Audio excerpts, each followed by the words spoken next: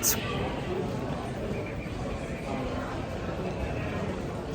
feel like airports are one of the best examples of the matrix that there is. It's everybody's here. Everybody. My flight got delayed, so I've kind of just been getting some extra walking in. And amongst that, there's quite the sadhana of just observing humans and the different styles of consciousness that everybody inhabits. And amongst all of it, there's you. There's me. There is a mirror for our I am. Because when we see other people, we see their facial geometry, we see their biogeometry. And if you're really just an ego, if you're just a body-mind, then maybe you just see the physical. But the whole calling into the upper octaves of human consciousness and spiritual awareness and energetic awareness and energetic sensitivity is to notice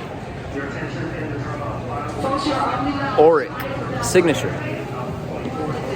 which auric signature really shows up in physiological wellness most easily noticeable. How everybody's doing is written on their face. And no one can fake it, really. No one can fake it. No mask. No mask can really hide how we're really doing. Because the body ultimately reveals it. But even if you're wearing clothing that hides how the body's really doing, that's what the aura shows. You can feel how someone's doing. You can feel how someone is. Posture doesn't just show up in the body.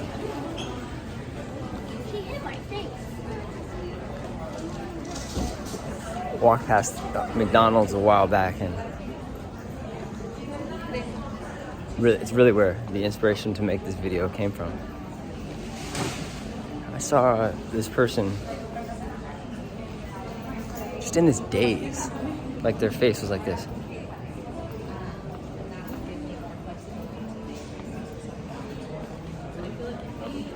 Maybe there wasn't even blinking. And just zero joy was recognized by my system.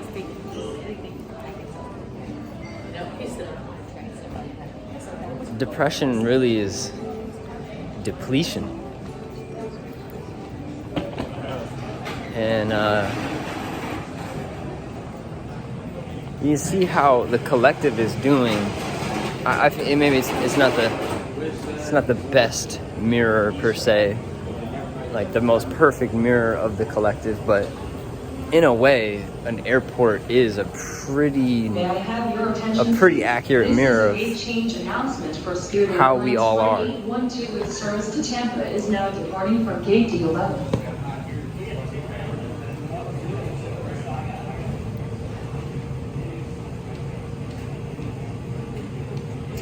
Prospect assistance needed at the service center. Third call, passenger needs to go to B-Town, please. Prospect assistance. All right, main message here meant to come through is right, the mirror of me.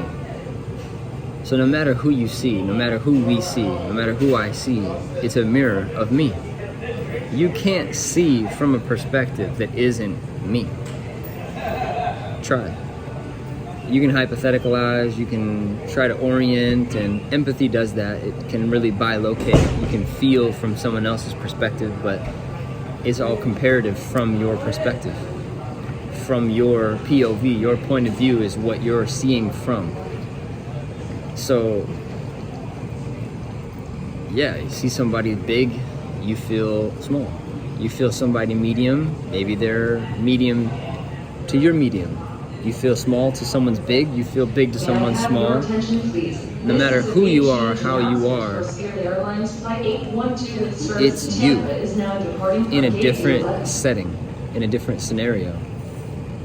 And it's a sadhana to practice sight, and also as a mirror for your own alignment. Sometimes it's easier to see when someone else is like really suffering and like really going through it. Man, I totally forgot. I was in the bathroom just now. I don't know about other human men out there, but sometimes you're in the bathroom and it's just the most bizarre sounds imaginable.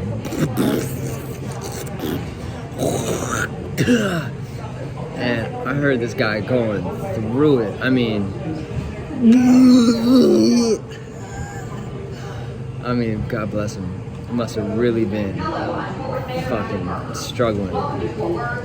And I walk past the stall and he's like hugging the toilet. Just deep vomit, like awful nausea. I had to get out just because hearing him and hearing the liquid hit the toilet bowl was very unpleasant. But it's this mirror. You see somebody who's really shining and you feel like shit, it's a mirror for your shit. It's a mirror for that you don't feel so good. And if you practice that, that's Christos consciousness. It's consciousness of the Christos. The Christos is the soul self, the Jiva Atma, and the Christ self is the mutual indwelling spiritual essence that is the presence of life behind and within everyone's I. I's and I am. It's the basis of the I am presence. I find facial geometry so fascinating. The study of the Jyotish yogic astrology, there's this thing called the Nakshastras. And I'm pretty like beginner, novice, super novice, but looked into it a little bit and been very intrigued by how facial geometry is actually like, it's already written in your astrological chart, like it's there. And you see other people with the same Nakshastra as you, and it's really eerie, similar facial geometry. It kind of gives you the sense that genetics and ancestral, physical, biological identity is actually less of who you are than your celestial self, because your biological is just showing up as context for your learning. Like we get born into the body that's relevant for us to learn the lesson that is electromagnetically relevant for our evolution as spiritual essence. Biological matter is less than spiritual matter. Yes, they are equal, but in this way of seeing it, it's like, what comes first, chicken or the egg?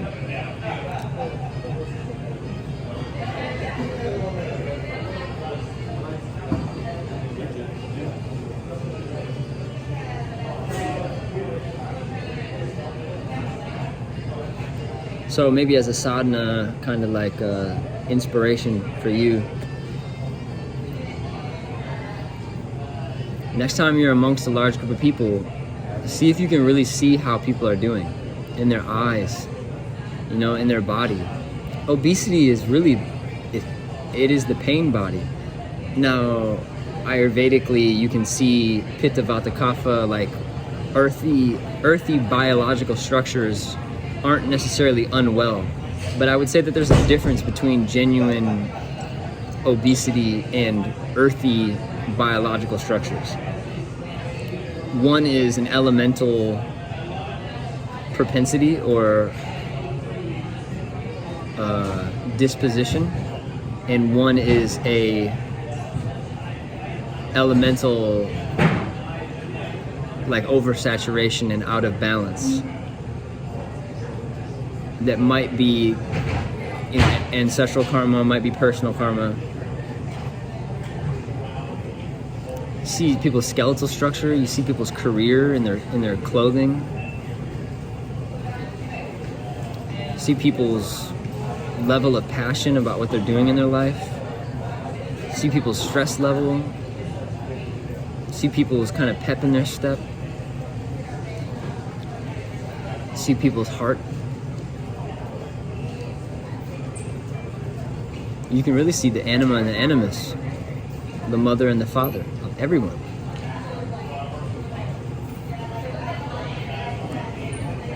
Are the eyes set back? Are the eyes up front? Are the eyes still and centered?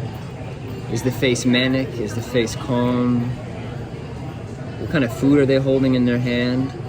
Can you see the effects of that food in their chemistry?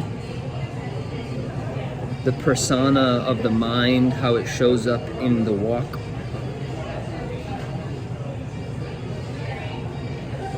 The belief systems that manifest as clothing choice, but also attire, especially in 2022, you know, like months ago, it was radical to not have a mask on. And now, I mean, I'm here at Dallas Fort Worth Airport.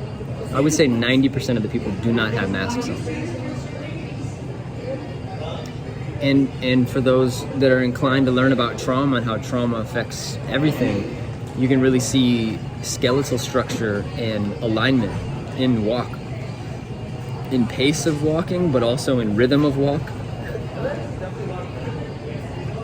and alignment of hip swivel, waddle, uprightness, curvature of spine, angular asymmetry. And it's very interesting also to see someone by themselves and then all of a sudden like they reunite with a partner. Like maybe they walked out of the bathroom and you just saw them by themselves, but then all of a sudden they near next to their partner, and it gives context as to what relevant lessons they're learning in their life and how that partner is the perfect mirror for those most leading edge relevant lessons that they're learning. You can also see where someone is in their karmic progression. Some people feel like they're about to checkpoint.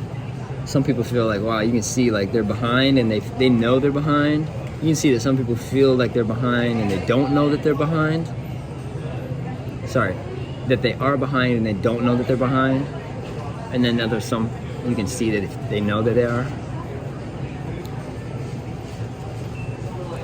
Some are gripping. Some have loosened the grip. So what is this? For some type of social accumulation of observation? No. I would say that that's the third density point of it. What is it really is just a lower point. It's a lower purpose. It's a less high vibrational purpose of this as a practice. One is a conscious practice utilized for genuine spiritual evolution, and one is not consciously used at all. It's just like eye gaping. You're just gaping out of your eyeballs and witnessing life, but not conscious of what is being witnessed and not utilizing what is being witnessed for evolution, for alchemy. It's basically wasted. So there's 13 minutes on how walking around an airport or really any place that's highly populated can be utilized for the high accord, for the advancement of an individual soul's progression into the upper room, into the upper octave, into deeper spiritual understanding and more heightened vibrational sensitivity. Ashe, aho.